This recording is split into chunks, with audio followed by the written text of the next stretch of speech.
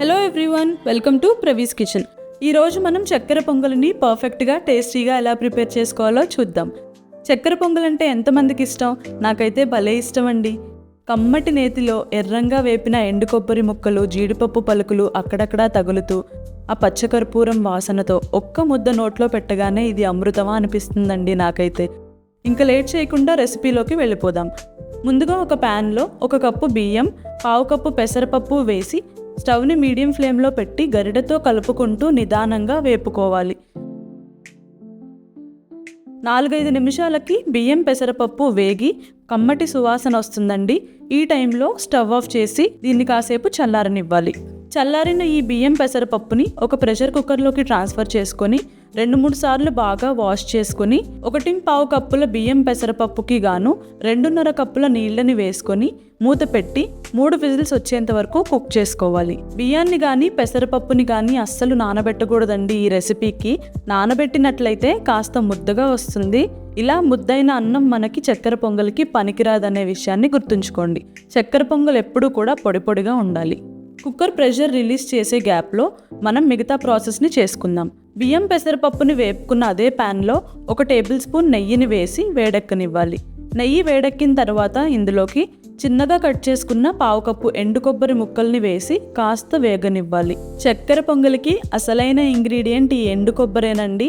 నేతిలో ఎర్రగా వేగిన ఈ ఎండు కొబ్బరి ముక్కలు అక్కడక్కడ తగులుతుంటే తినడానికి చాలా బాగుంటుంది. ఎండు కొబ్బరి ముక్కలు లేకపోతే గనక స్కిప్ చేసేయండి ఈ రెసిపీని, కానీ వేయకుండా మాత్రం చేయకండి. ఇవి కాస్త రంగు మారిన తర్వాత ఇందులోకి 1/2 కప్పు జీడిపప్పు పలుకులని వేసి వేగనివ్వాలి.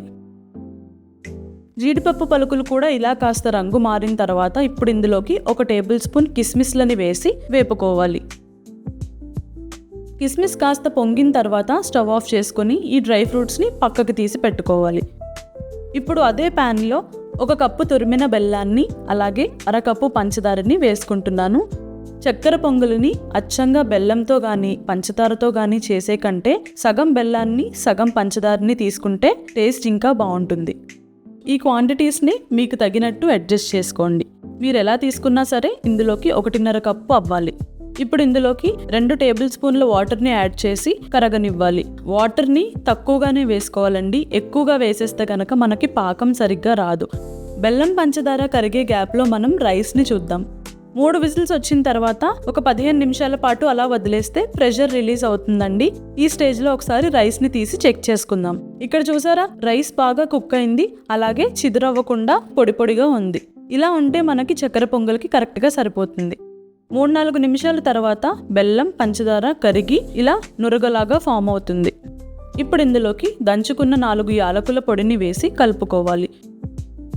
యాలకుల పొడి వేసి కలిపిన తర్వాత 2-3 నిమిషాలకి పాకం ఫామ్ అవ్వడం స్టార్ట్ అవుతుందండి. పాకం వచ్చిందా లేదా అని మనకు ఎలా తెలుస్తుందంటే, కొద్దిగా పాకాన్ని గరిటెలోకి తీసుకొని 2 వేళ్ల మధ్యలోకి తీసుకొని ఇలా స్ట్రెచ్ చేస్తే సన్నటి తీగలాగా వచ్చిందంటే మనకి పాకం పర్ఫెక్ట్గా వచ్చిందని అర్థం. ఇప్పుడు ఇలా ఫామ్ అయిన లేత తీగ పాకంలోకి ముందుగా కుక్ చేసి పెట్టుకున్న రైస్ని వేసి నిదానంగా కలుపుకోవాలి. అంతా ఒకసారి బాగా కలిసిన తర్వాత స్టవ్ని మీడియం ఫ్లేమ్లో పెట్టుకొని కుక్ చేసుకోవాలి.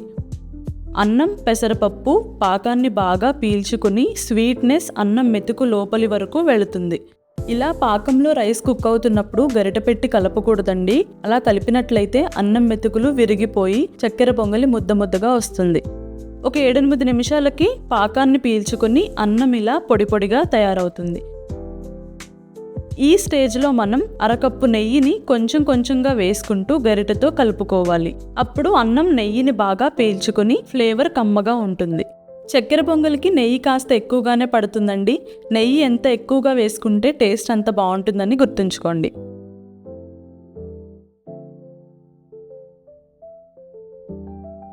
ఇలా కలుపుకున్న తర్వాత ఇందులోకి ఫ్రై చేసి పెట్టుకున్న డ్రై ఫ్రూట్స్ని వేసి కలుపుకోవాలి. ఇక్కడ చూపించేదాన్ని పచ్చకర్పూరం అంటారండి. ప్రసాదాల్లో మనకి గుళ్ళో పెట్టిన టేస్ట్ రావాలి అంటే ఖచ్చితంగా ఈ పచ్చకర్పూరాన్ని వాడాలి. పచ్చకర్పూరాన్ని చాలా తక్కువ క్వాంటిటీలో వేసుకోవాలండి.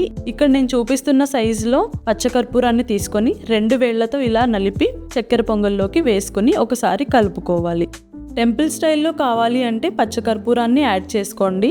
నార్మల్గా కావాలి అనుకుంటే పచ్చకర్పూరాన్ని స్కిప్ చేసేయండి.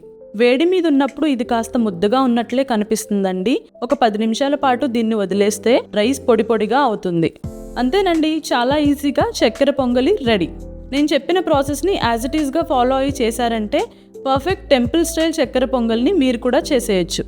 ఈ ప్రాసెస్లో చేసిన చక్కెర పొంగలి 2 రోజుల వరకు నిలవ ఉంటుందండి. అదే ఫ్రిడ్జ్లో స్టోర్ చేస్తే 4-5 రోజుల వరకు పాడవకుండా ఫ్రెష్గా ఉంటుంది.